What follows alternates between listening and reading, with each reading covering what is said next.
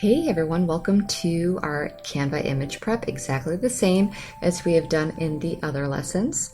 And I start by centering my image and getting all the information in that I need, duplicating the image, and then bringing in the square that I kind of just shape into a rectangle, but you can leave it as a square too, it doesn't matter.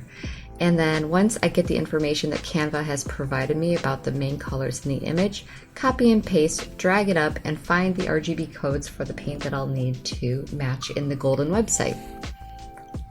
If you want the full version of this lesson, please watch the one from Portrait 1. Okay, so I don't have a vat orange, so I'm actually going, and I don't have that yellow either.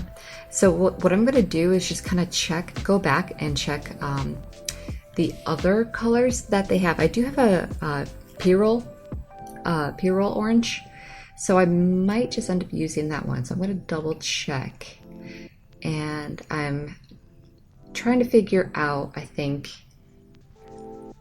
what a good mid-tone color would be, and then source that, because the images that they gave, or I'm sorry, the colors that they gave me weren't like a perfect local color. So now I'm sourcing that one, the one that I thought might be a good local color, and we're checking to see where we're gonna get.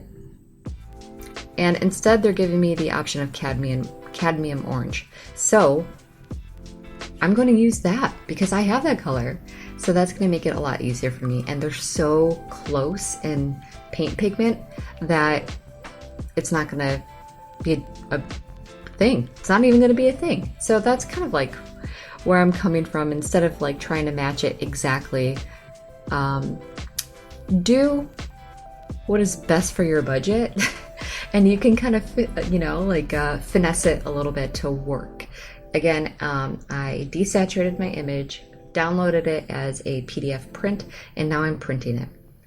I will see you in the painting demonstration. Bye.